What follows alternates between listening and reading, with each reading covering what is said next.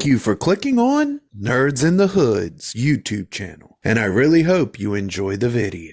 This is your homie here, the creature known as Rex the T-Rex. On today's video, I will be reviewing the 2023 film Oppenheimer. The plot for the film is a dramatization of the life story of J. Robert Oppenheimer, the physicist who had a large hand in the development of the atomic bombs that brought an end to World War II. For the cast of the movie, we've got Cillian Murphy as J. Robert Oppenheimer, Robert Downey Jr. as Louis Strauss, Emily Blunt as Kitty Oppenheimer, and Florence Pugh as Jean Tetlock. If I mispronounced any of the names, my bad. This movie was directed and written by Christopher Nolan. This movie was filmed in New Mexico. Due to the fact of the way this movie is, I didn't feel like my traditional style of reviewing was really gonna work for this movie. So I'm gonna change it up for this one and do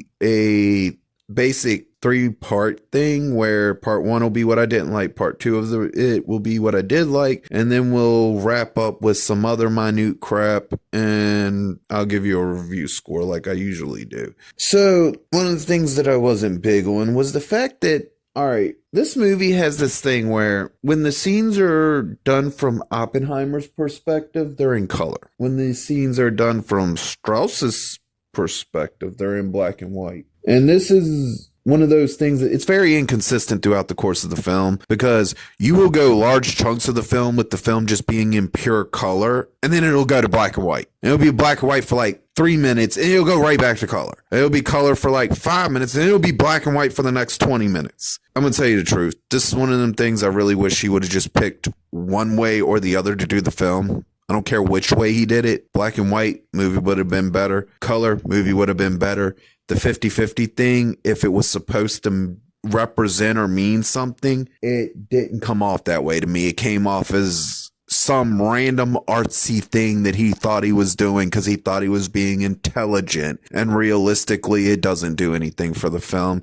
You could have done it completely in color or completely in black and white and left it at that. The switching back and forth thing does not help this film in any way, shape, or form. It kind of gets annoying, especially to the fact that this happens a lot across this movie's runtime of 3 hours. The next thing I want to talk about I wasn't big on has to be the fact that this isn't your traditional style story with the beginning, a middle, and an end. It's more similar to a found footage film where somebody was going through their family's video archives of recordings and decided to take those and clip random scenes out of it and put those random scenes with other random scenes that all coincide with just random moments in a person's life that builds to nothing. It doesn't really go anywhere, really. It doesn't do anything really as far as the story's concerned. And realistically, with a 3-hour runtime, you've got to do better than jump from moment to moment to moment to moment. You got to have an actual story there somewhere. Not what this was, because at the end of the day, this isn't a story. It's literally presented as if it's a court case. Like you're actually supposed to be in the courtroom listening to somebody drone on about what happened. And that's how the whole story feels for this film. The last thing that I wasn't too satisfied with when it came to this movie is the way that this movie was presented and sold, and the way, if you look at like the poster art and everything, you would think this is about him creating the atom bomb. That's what it's going to be. That's what the story's going to be about. That's not what you're getting. You're getting, like I said, and this is part of the reason I said the movie feels like a court case, is because it is literally a court case that's not a court case about whether or not Oppenheimer was a communist or not. It isn't the atom bomb. The thing that they sold the fucking movie on is like, I don't know, 15% of the film. The rest of the film, that's just nothing about. Is Oppenheimer a commie? He was fucking a commie. Is he still fucking the commie? And if you want to do that type of movie, sell it as that type of movie, please. Don't try to make it about something that's not really what the movie's about. Because the atom bomb was seriously a byproduct to, is he a communist? Was he selling information to the communist? Did he commit treason? It was like one of those retarded things. But if you go like look at the trailer's about the atom bomb. The fucking poster has Oppenheimer in front of the atom bomb. And what you get is 3 hours of communist stuff. And within that 3 hours of was Oppenheimer a communist or not, because he knew communist, he was fucking a communist, and his brother was a communist at one point, and this, that, and the other. This is what bogs this movie down. And what really makes this movie hard to watch more than once, really. It's not a movie that I'm gonna watch again after watching it this time. I've seen it. It's done. I've seen it for what it is. And it's sad that they sold us one thing and the presentation was completely different. Now, for what I like, the first thing I want to talk about, I guess, would be the fact that, and this is really what this movie is, this is what they should have sold it as, and they should have just been honest about the communistic bullshit, is the fact that this movie is a visual spectacle. It really is. You get some amazing visuals in this movie that, yeah, it makes worth seeing, but like I said, that 3-hour runtime makes this movie hard to sell to any damn body, really. But they do, it does. It has some phenomenal visuals in it that are even mind-blowing in several places. But that's what this movie is. It's a visual spectacle.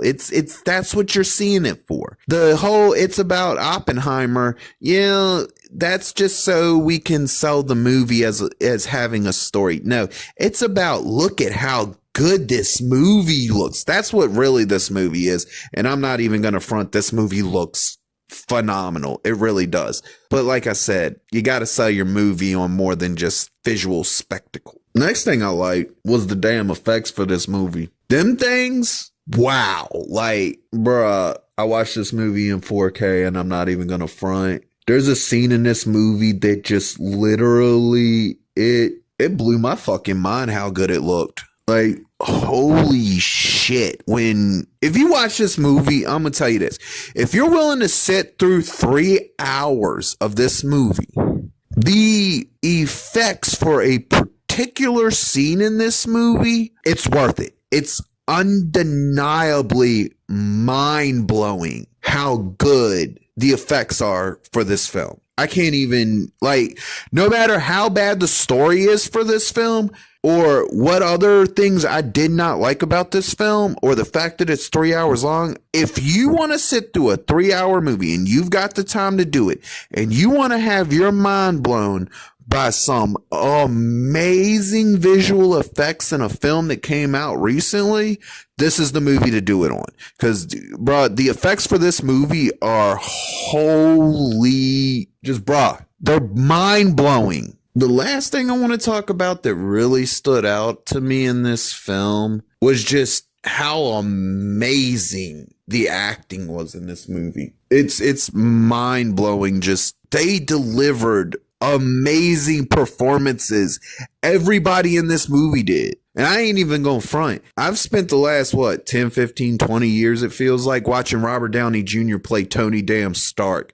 I almost forgot the man could act until I watched this movie and was like, oh, damn, that's right. He can act, can he? Man's got a damn talent, for real. And it was nice to see him in something that didn't have him playing Iron Man or in Marvel, period. Now we're on to the basics, minute stuff. First things first, this movie is pure entertainment from beginning to end, even though it does have politics in it, but it's not politics in the sense of trying to preach to you or trying to get you to change your political view. It's politics in the sense of Oppenheimer was part of politics, and these are things that they have to bring up, and they're from specifically around Oppenheimer and the way the politics were at the time in which he was part of that situation. So you don't have to worry about the movie trying to sell you on some message, trying to change the way you see the world or anything like that. It's actual entertainment. With the way this movie's made, I'm not going to tell you that it had an entertaining third act that wrapped up the story in an amazing way, because realistically, it does have an entertaining third act, but the movie just kind of ends. It doesn't really ever truly wrap anything up, because realistically, there's nothing to wrap up. This is one of those movies that, I'm going to be honest with you, now that I've seen it, I'm never going to watch it again. I don't think it's ever going to be worth rewatching. That 3-hour runtime, it ain't worth this movie. And I'm telling you right now, I've sat through movies that were 3-4 hours long and found them completely wholesomely entertaining from beginning to end. This ain't that. This is literally a court case with a very interesting visual effects that ends.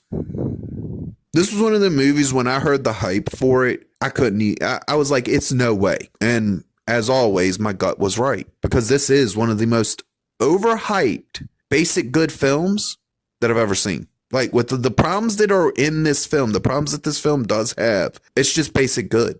It's not the spectacle everybody made it out to be. And that's the weird thing with some of these films. I see some of these movies get hyped like this film to extremeness. Like, people will hype it up to the highest level. And then when you sit down and watch it, you're like, what are you talking about? What was the point of hyping it up to that? It's not that. It is literally just a good movie. It's got some really great visuals, but it doesn't have a good story. It has issues. But I guess that's the world we live in today, where most people will rate it 5 stars and it still have a ton of issues. For me, the hype thing doesn't weigh on the score for this movie, but I will say it was an overhyped film. And with its flaws and the good things that it does do, it gets the rating it deserves in reality. This movie gets the rating of, at least I won't bored during it. Do the homie a favor. If you like the video, hit that like button.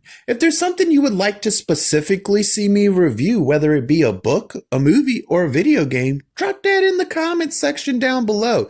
And don't forget to hit the subscribe button so you can get more of the homie, Rex the T-Rex.